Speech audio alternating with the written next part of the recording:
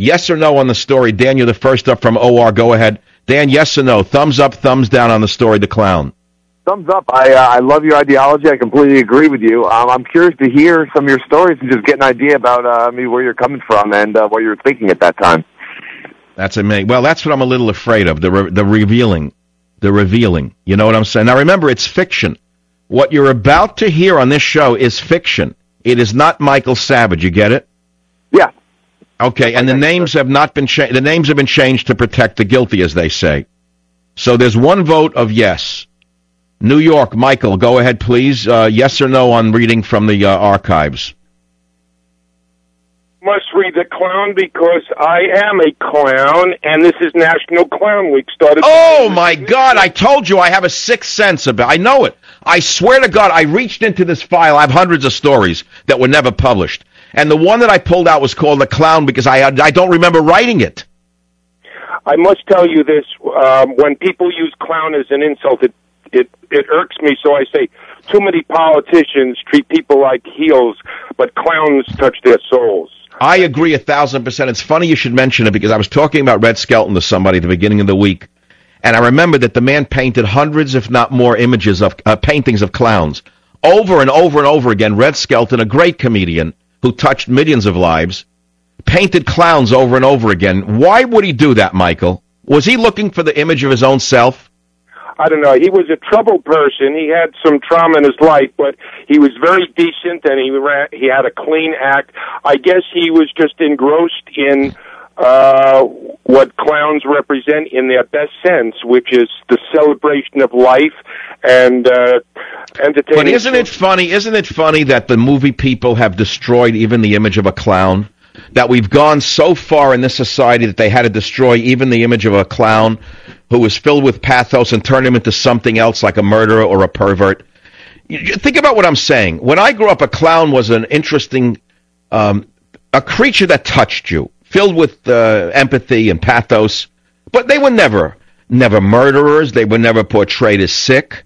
And along came the most degenerated generation in American history who gave us the current administration, and their cohorts in Hollywood distorted the clown into a child molester or a rapist or a murderer. I think that's amazing. They even had to destroy that. George Washington, they turned him into a slaveholder. A clown, they turned into a murderer. You name it, they perverted it. Am I right about that? You're absolutely right, but we will triumph because truth will prevail, and we have to keep the good fight, and thank you so much for discovering that gem. Okay, well, I'm going to read it, and I hope that you still think it's a gem. I made a decision. Don't call on this anymore. No one said no. I've got callers from around the country saying definitely read that story. I had no idea this is National Clown Week because Obama's out of town. Okay, when I come back, The Clown, September 15th, 1973, handwritten manuscript, and that's it. We'll see what you think. Right back. Savage.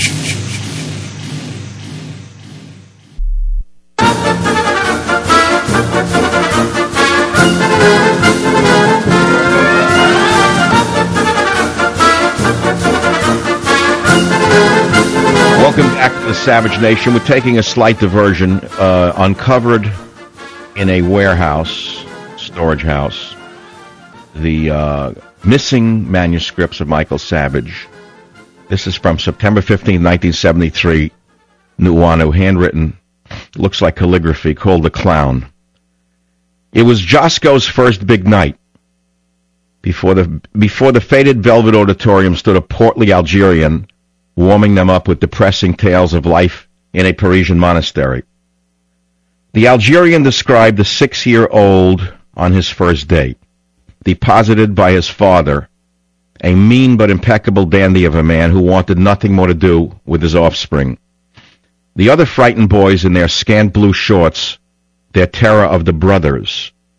The audience responded with a roar of respectful silence as the master of ceremonies improved upon the popular conception of homosexual monks. At the French school, it seemed, at least in the Algerian's mind, the brothers responded to nothing the boys would do except to their digressions. Through beatings, the boys came to know their teachers. The Algerian penetrated the 30 or so paying customers and the other 1,470 empty velvet seats, with his piercing whinny of a laugh, as he described how the boy eventually came to violate a different rule each day, just so he would have human contact, even though the contact was through a stick applied to his back. Conversation between the boys was forbidden. Only the brothers had the God-given right to pass words. The boy was choking in this silence, and so each day a beating and a good yell from one of the brothers came to return him to the world of man. Josco finished his eyes, the most difficult part. Cheeks, nose, mouth, these were all plastic. But the eyes, his a soft brown in boyhood, now black, but so deep in their effect that they reached everyone they examined. They were needing alteration tonight. Josco had decided to play Michael the Archangel and needed piercing blue eyes. Color alteration was simple, a set of lenses, but how to preserve his piercing shine, that was his problem. The Algerian was finishing up by carrying the crowd through 11 more years at the Parisian monastery, each year punctuated by one visit at Christmas time from the boy's father, sometimes with a box of chocolates, other times with a shirt or other small articles, but the stay was never more than 15 minutes or half an hour at most. A strange theater company, they called themselves Le Théâtre du Merde. The Algerian and the Jew lived in a large, dilapidated Victorian mansion filled mainly with books and bronze statues of bulls, warriors, thinkers, a peddling water boy, and horses, but none of woman. The Algerian shared his rooms with a Chinese girl. Beautiful when he met her 4 years before, she was now dying of a discreet fungus infection that had destroyed half her face. The Russian lived alone. He had made 3 fortunes in his 31 years. The first in making pornographic films, the second as a writer of guidebooks about the world of plants, and the third he earned by marketing a plant remedy which reversed impotence that he had discovered on one of his many trips to the village people of New Ireland. The drug was bought by a large drug firm and earned the company a fortune while saving the souls of many desperate men. The clown had had 2 wives and 1 son. Each marriage ended due to his demanding need to be listened to. At any time of the night or day, Martin, as he was then called, would be up on an idea and in frantic need of an audience. As he learned over 10 years, an audience of 1 is the most difficult in the world. 500 or 1,000 people, or 350,000 if you consider his readership as an embodied audience, could be moved, albeit like a sluggish beast at first, but it could be moved. By singling out first one and then another and others of the assortment of faces, the clown had found he was able to spark a crowd, as he called it, into response. After the first harmonium of laughter, Josco would become a saint. Freed of earthly duties, he became a flashing form of magic that projected great feelings in the chest of the observer. His career as a clown had had a rough road. Once performing nightly in his own club to a small group of followers, Josco lost his mind one night and needed 19 months in a private institution in the mountains to find his center. This night was his first on stage since that day on the bridge 1.5 years before, when they had all gone in their own directions. Adjusting his huge canary bow tie in the rented theater, Josco flashed back on that day. Reaching for his ancestral silver cup filled with a drink strange to the metal, he gulped the Jamaican rum and remembered that he was now drinking during the day, a bad sign. The only point that remained unclear in his mind was why he had chosen a bridge. Evaluating his makeup, and this point in front of the long mirror which he had brought in for his performances, Josco heard the voice of Dr. Figment telling him to not focus on that awful moment when he came apart. Why crucify yourself with the question of what gave rise to the general sadness of your life and the moment of dissolution, said the doctor. Still, he could not quickly jump from the image of the small boy screaming as he was pushed over the railing.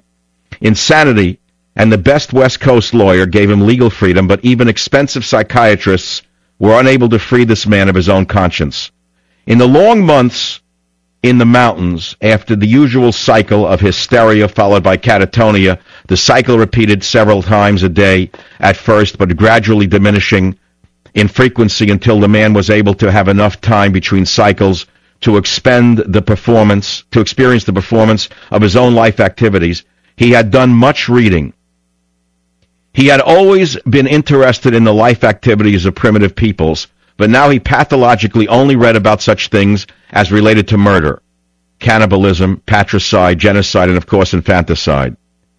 I'll pause right there. I'm reading from The Clown, written in 1973. Most of the people are calling saying continue the story. It's only 2 more pages. The Clown, 1973, and it's about Josco the Clown, and he has an Algerian friend warming him up. And the Algerian talks about his life in a Parisian monastery where he wasn't able to talk. And Josco is getting ready to go on stage. When we broke off, he was sitting in front of a mirror. And in front of the mirror, as he's putting on his makeup, his clown makeup, he remembers his mental breakdown. And he's thinking back on it. And he remembers the doctor saying to him to just stay focused and to not go back and back over what happened to him. So we go back again. Still, he could not quickly jump from the image of the small blonde-haired boy screaming as he was pushed over the railing. Insanity and the best West Coast lawyer gave him legal freedom, but even expensive psychiatrists were unable to free this man of his own conscience. In the long months in the mountains after the usual cycle of hysteria, followed by catatonia, the cycle repeated several times a day at first, but gradually diminishing in frequency until the man was able to have enough time between cycles to experience the performance of his own life activities. He had done much reading. He had always been interested in the life activities of so-called primitive peoples, but now he pathologically only read about such things as related to murder, cannibalism, patricide, genocide, and of course infanticide. Of course he had had inklings before that day. Once on an overnight hike with his little family, the Nukes as he referred to his little family, the Nukes, he had had a strong negative current overcome him. They were all camped out for the night on a ledge 30 feet above a crystalline stream, dammed up as a fish pond, when he felt the nearly overwhelming desire to throw his child to the waters below. Getting a hold of himself, as most sane men do when they feel such primitive urges, the man quickly awakened his wife and child, and startling them into their clothing, he insisted they make the 6 miles back right then in the moonlight and lantern, which they did. But then the night on the bridge, his wife's subsequent suicide, and his years in the mountains were mere memories now. Through the monitor, Josco heard the Algerian's last lines and lifted himself for the performance. That's the end of The Clown. Now, there's one little note at the end of the story about what the stage set should look like. I don't know whether this was a short story or whatever, but the theater is, quote, shabby but elegant, velvet with gold ropes, a proscenium, boxes in a poor section of town. The stage. When the Algerian performs, a sign on the stage right says, "No responding, please." Throughout his performance, no audience response, except for an occasional cough, the sounds of traffic outside, or better still, impossible rock music penetrating from a neighborhood bar. When Josco performs, though, great response is required. He lives for these sounds. Opening night, 30 people. His comeback, a poor response. But in fades back to his earlier successes, full houses roaring. I guess there's another page I'm not going to bore you with, but it's the Victorian mansion house and what it actually looks like for the movie version of Josco the Clown. All right, 1-800-449-8255, michaelsavage.com. So I took a chance. I walked on a tightrope with you today on the Savage Nation. It's something that left me with cold hands, as though I was just beginning in radio. It's a very tough thing to do, but after 16 years in radio, mainly doing politics 95% of the time, I have to tell you that I myself need to rejuvenate myself. And I need to open up some other parts of myself that have never been really, I don't know what to use the word, exposed or whatever on the Savage Nation. And one of them is some of the writings, for better or for worse. The other part is the nutrition side. I'm going to do a segment or two a week, taking your calls on nutritional questions. I'm going to talk about my years as a social worker and what I observed actually being a social worker, as opposed to what the phony socialists tell you social workers do. I'll tell you what I saw working with the so-called poor and how they were scamming the system.